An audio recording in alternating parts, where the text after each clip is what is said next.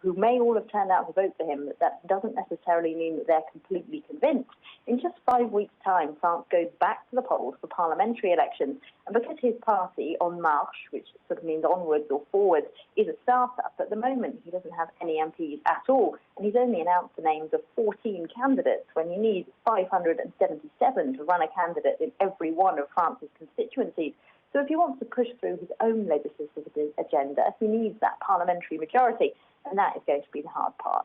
And for the bigger picture for Europe, a couple of interesting comments coming out this morning. A spokesperson for Angela Merkel saying that this was a victory for a strong and united Europe, and Donald Tusk saying that he's congratulated Macron and saying that it's the people choosing liberty, equality and fraternity over the tyranny of fake news.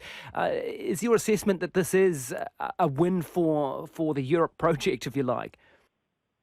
The sense of relief across Europe is palpable, I think, if you look at those quotes from people like Jean-Claude Juncker, the European Commission President, Angela Merkel, Donald Tusk, rushing to congratulate Emmanuel Macron, because it's not just that Marine Le Pen's strong opposition to the EU has been defeated. Emmanuel Macron is one of the most vocally pro-Europe politicians on the continent at the moment. He actually wants to push for more federalism in Europe in many ways. He thinks, for example, that the euro needs a common finance minister and in many ways a common fiscal policy. He wants to push for further integration when what we've been seeing in the last couple of years, of course, even before Brexit, is Europe moving towards more disintegration, towards what's called a two-speed Europe, when some countries want more integration, but the vast majority are moving away. But what we've seen across the continent since Brexit is that people have looked at that happening and said, well, actually, that's not what I want for my country. We see the European Union becoming more popular in opinion polls across the continent since Brexit. And perhaps this is the most obvious translation of that we've had yet at the ballot box. The French voters were asked to choose between having a stronger role for France in Europe, more European integration, or pulling back, as Marine Le Pen wants to do. And they have overwhelmingly approved of the European project. Interesting. Thanks, Elena. Elena Casas-Montanes there. 17 minutes past 7. Well, New Zealander Andrew Nicholson has won the badminton horse trials 2 years after suffering a serious neck injury. Nicholson on Nareo was third overall going into the show jumping round, and he beat the defending champion Michael Young after he faltered in the finale. It was the 55-year-old's 36th attempt at the competition. Waiting so long for it, and when I was young I thought it'd be quite easy to win badminton. You know, you just come along and be brave and away you go, and I've found out it is very, very difficult to win. Well, eventing journalist and a friend of Andrew Nicholson's, Barbara Gale, is on the line now from the UK. Hi, Barbara. Well, all I want to say is whoop whoop. we Brits are normally incredibly reserved, but not when it comes to Andrew Nicholson. My goodness, what a star, what an absolute superstar. I think most people have written him off, that he'd never win badminton again. But he told me on Tuesday when he arrived, he said, Barbara, you can't retire yet. Don't pack your bags yet because I'm going to win badminton. And he jolly well did it. And we are just delighted. Here at BBC Wiltshire, we are the local radio station for Wiltshire, and Andrew, of course, lives in Wiltshire. We claim him as one of our own. I know he's one of yours, but he's one of ours as well. And after that neck injury, you're saying a lot of people wrote him off. I guess a lot of people did think that was, if not career-ending, probably career-limiting. It would seem not.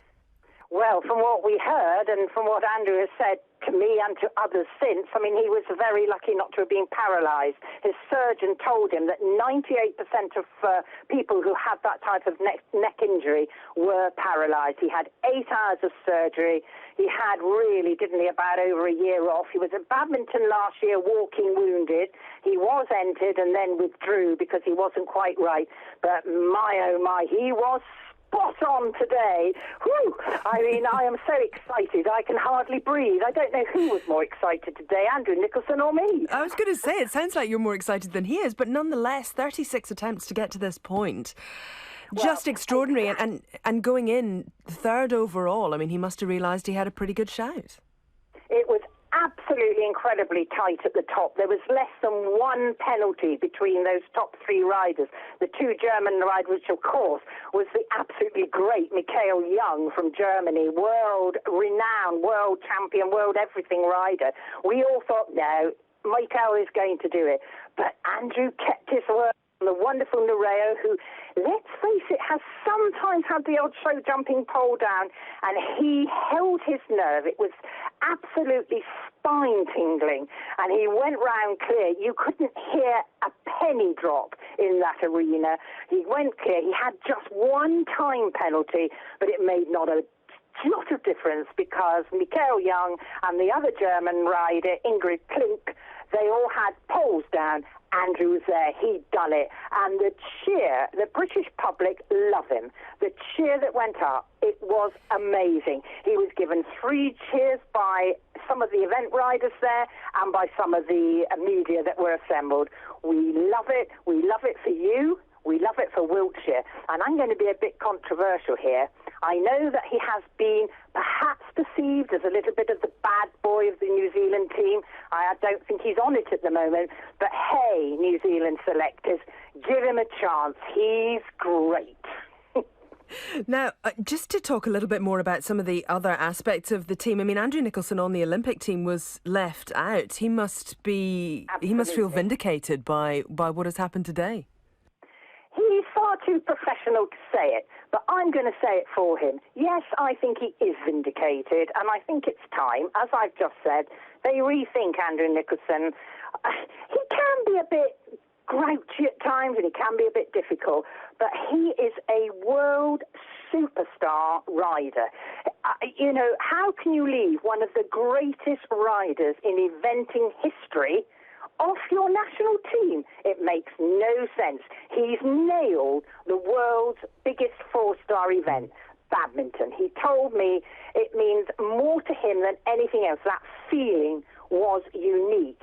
And one little funny thing he was telling us, he'd actually walked the course for the first time and taken advice from and given advice to the 2 German riders that were ahead of him before the show jumping phase. And he said, my goodness, he said, I wouldn't have felt too good if after all of the advice I'd given them, that they'd beaten me. But he actually did it and he beat them. Good Barbara, for Andrew, good for New Zealand. Barbara, thank you very much. Barbara Gale, an eventing journalist and a friend of Andrew Nicholson's. It's 23 minutes past 7. A second nursery in Kerikeri is suspected of being infected with myrtle rust. The Ministry for Primary Industries has a biosecurity response team in Northland. It's happened since they were notified of the discovery of the airborne disease last week. This, of course, poses a threat to the Whajoa and Manuka honey industries, but could also devastate other native plant species such as rata and the native Christmas tree, the pohutukawa. Well, earlier I spoke to Jeff Gwynn from MPI, and he told me that the latest find is concerning but not entirely unexpected. We have had a second suspicious find at a second nursery, and we've taken some samples to send to our laboratory in Auckland. Where was that found? It's in another nursery within Kerikeri. And what, in close proximity to the first find? Yes, it is. And how concerning is that, Jeff, that this is now not contained to just one? It is concerning, but it's not unexpected, and it doesn't change our overall game plan.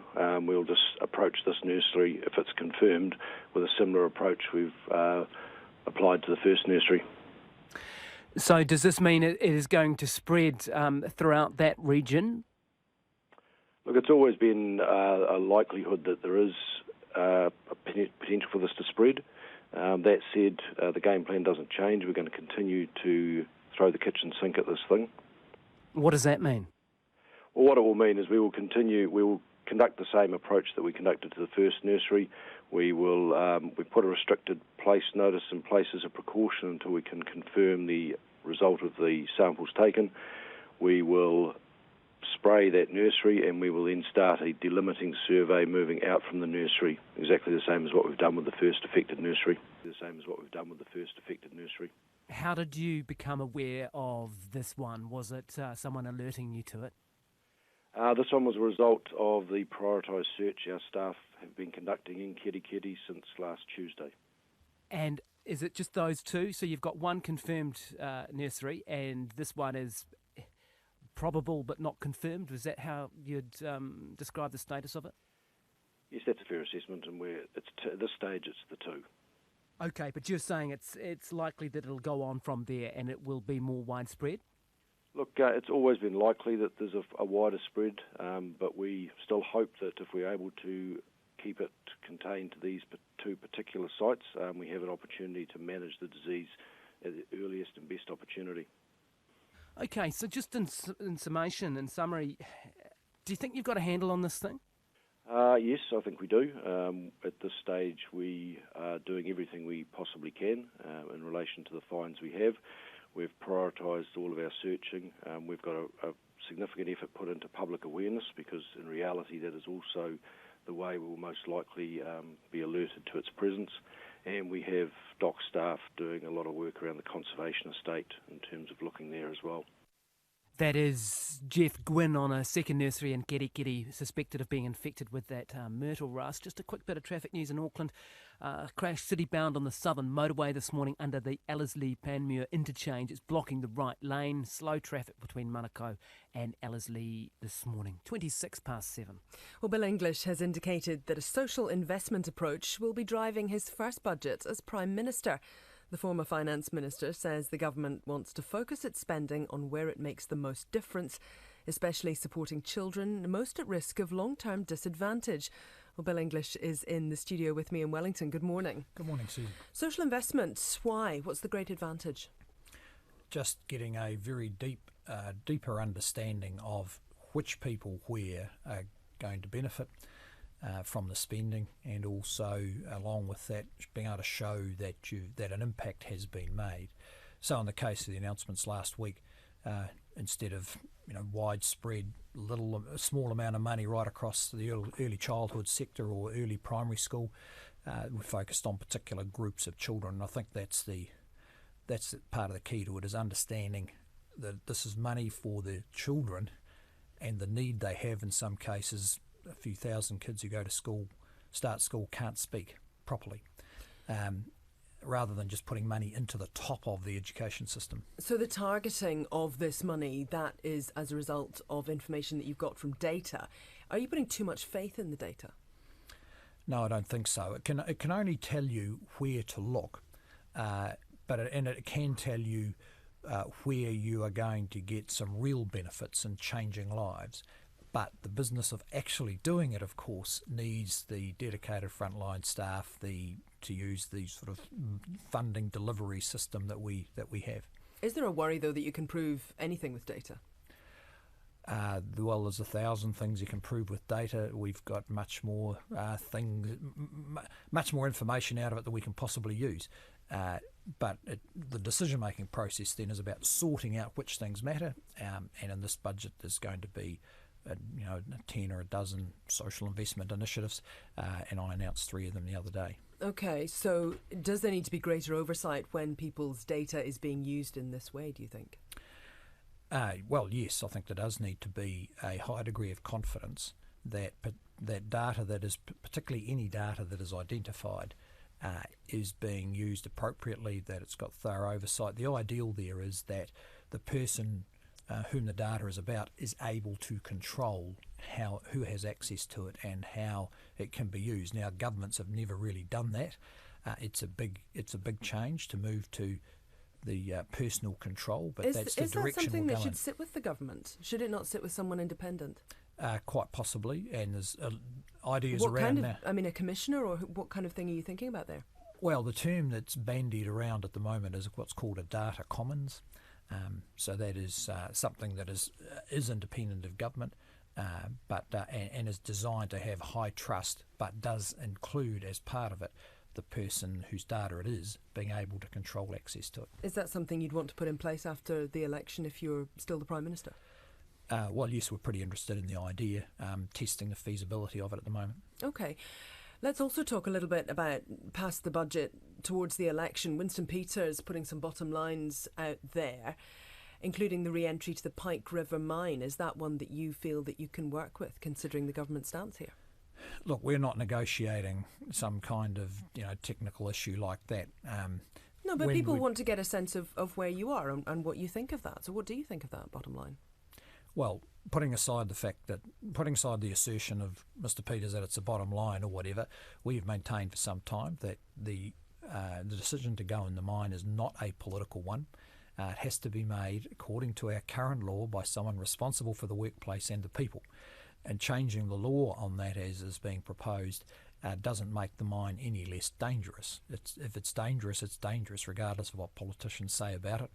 So your sense at this stage is that entry to Pike River Mine, manned entry to Pike River Mine, is not one that you believe should be pursued?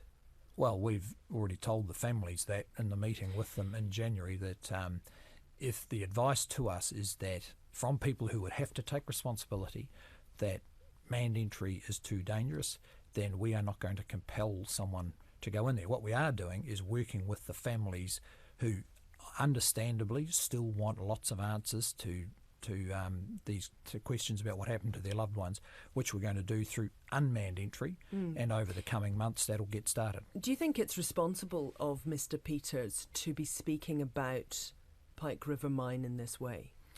I think it's irresponsible to mislead the families that there is a political solution to what is a really difficult, dangerous workplace where more people could lose their lives. And in fact, in the aftermath of Pike River, more people almost did lose their lives precisely from considering and trying to get started on rescue operations. But you may need New Zealand First. You may need Winston Peters come September the 24th. So how are you going to square this circle? Are you going to require Winston Peters, for example, to be a director of the company so that he would be responsible should anything go wrong? Well, look, there can be any amount of speculation about the trying to square the circle with politics and a very dangerous workplace. We're not going to get distracted by that, frankly. We've got business we're doing with the families as we speak. And we think it's important that if their issues are serious and their grief is serious, and we want to take it seriously by pursuing this unmanned entry to answer some of their questions. So are you still totally ruling out the prospect of going in a manned operation to the mine? Well, if Parliament decided to change the law in some way, well, I guess that's Parliament's business. But the law's pretty clear right now, and about that it has to be a responsible person who's responsible for the workplace and for the people who go in there, and that's who has to make the decision. Okay, thank you very much for your time. That is Bill English, the Prime Minister, in the Wellington studio at 27 minutes to 8. Coming up before 8 on Morning Report, children